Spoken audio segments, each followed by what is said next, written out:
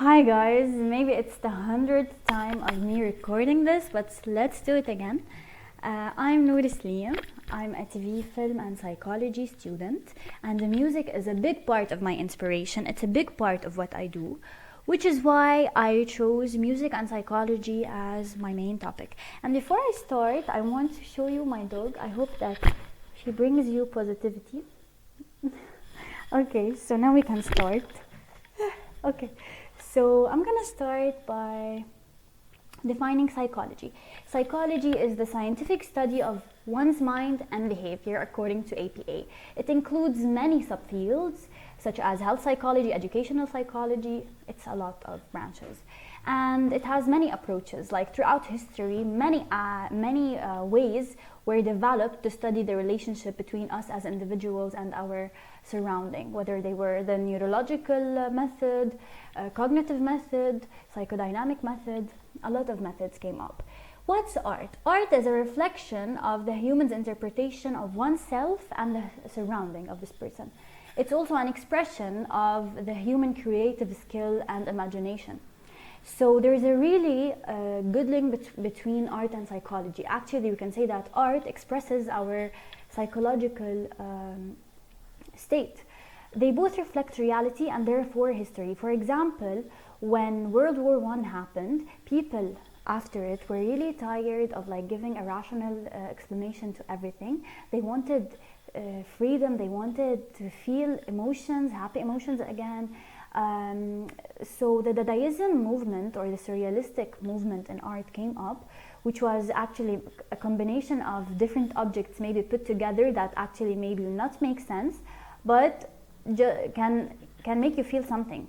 So at the same time, the Freudian psychoanalysis came up. Okay, so it also studied the dreams that we have, the emotions that we have. So we can see that they are both really connected. Music is a big part of art. Music actually is when vocals or instrumental sounds are combined together to produce harmony while expressing an emotion at the same time.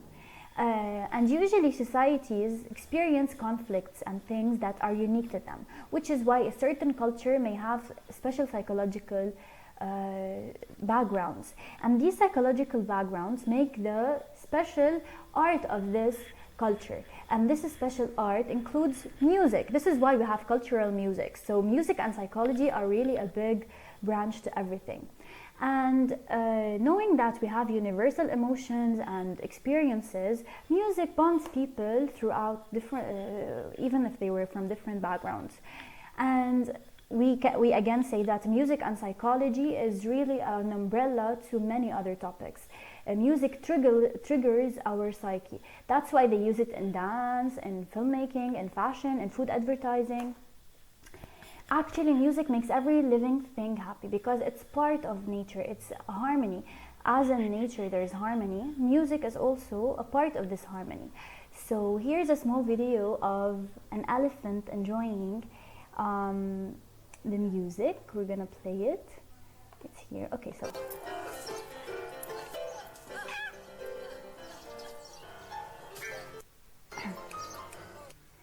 and here's another one.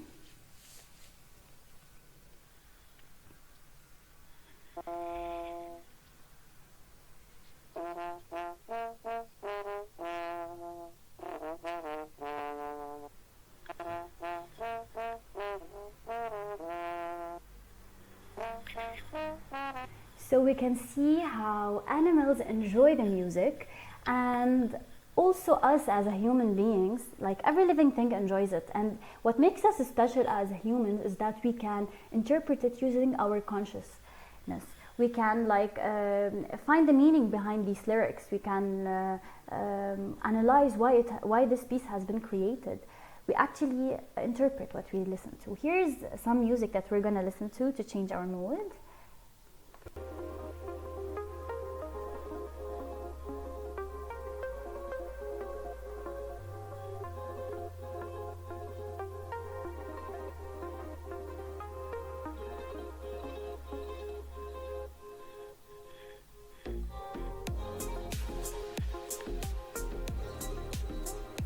Okay. ما إلي قلب مثل ما بيقولوا to stop it, but I have to. Okay.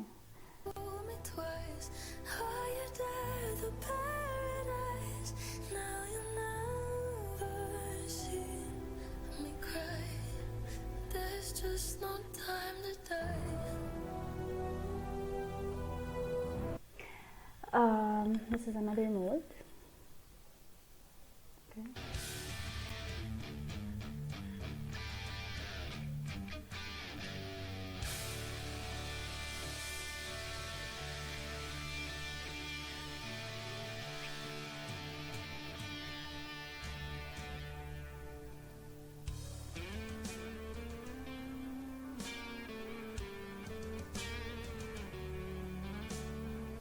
عن جد ما I can't stop them, but I have to. So now we're gonna start by the psychological approaches that each studied the importance of music from a different side. So the neuropsychology talked about the mirror neuron system, which is actually when we listen to a sad music, our neurons mirror the sadness. So we enter the sadness mood as well.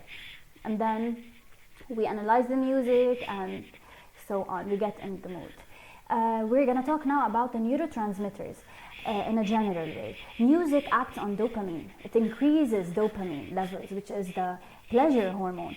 It also, serotonin increases it, the happiness hormone.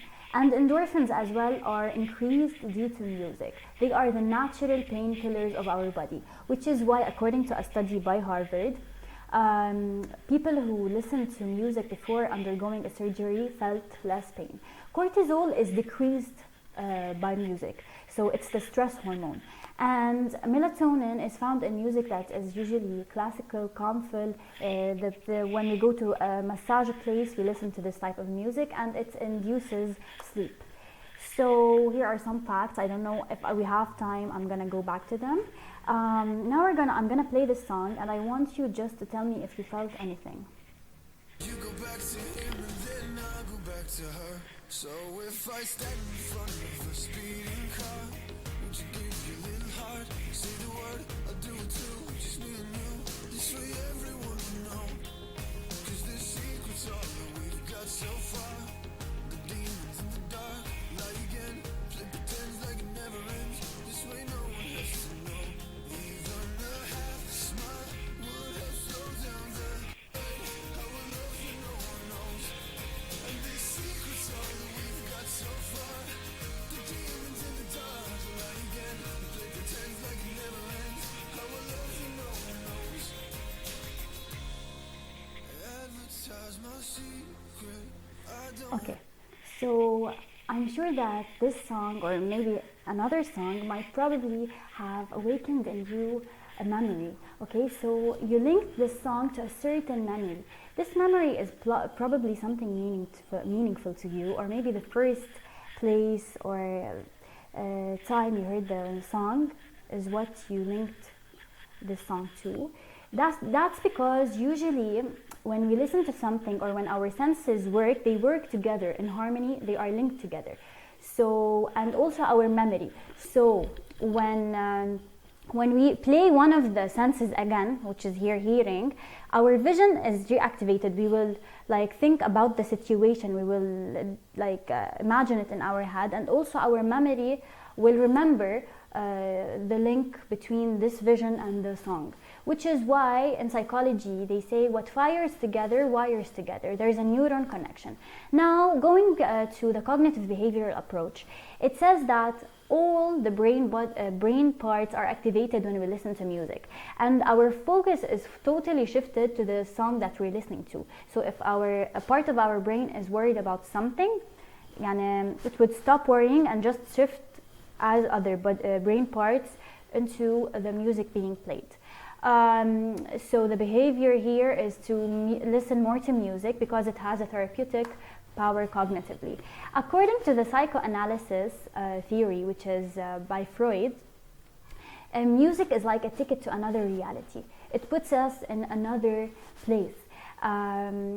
It may be actually when we daydream while listening to music, This inspires many artists. Many artists just listen to music and feel inspired because the vision is linked to hearing, and it's like the strongest sense. And so it like helps us go to another reality, the music, and it may be a part of our defense mechanism. If we're living a harsh reality or we're looking for better days, music might help us feel or get into another place. Like it's a way of coping with the reality until we reach a better one, a better future. So we fake it until we make it using the music. And also it unleashes our emotions as in dreams. Like music sets us free. It sets our emotions free and it lets them float on the surface of our consciousness instead of our consciousness blocking what we really feel because of reality and social constraints. And positive psychology believes in mindfulness, okay? So it's linked to mindfulness, and that whenever we're doing something, we have to give it our full attention.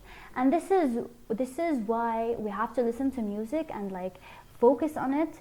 And this focusing helps us like forget other things we're worrying about and actually enjoy the creativity and inspiration behind this music.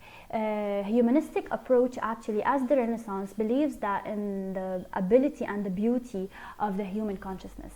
So we have to listen to the music and like give it our all and understand the background of it and not just listen to it. Hey God.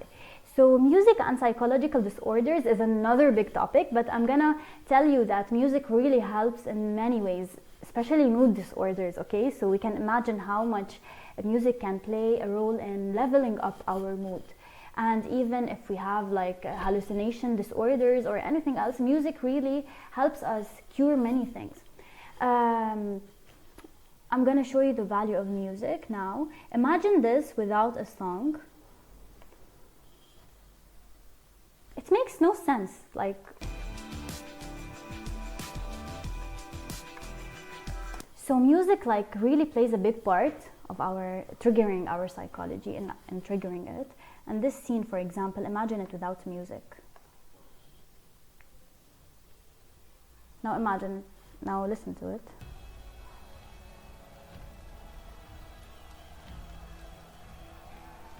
Okay, so there's a lot more to study in this field.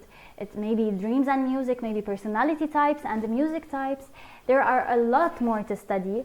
I hope that I wasn't boring, and I hope that that like I made you get a little bit familiar with this psychological aspect in music. And thank you for listening. I really hope that you enjoyed it.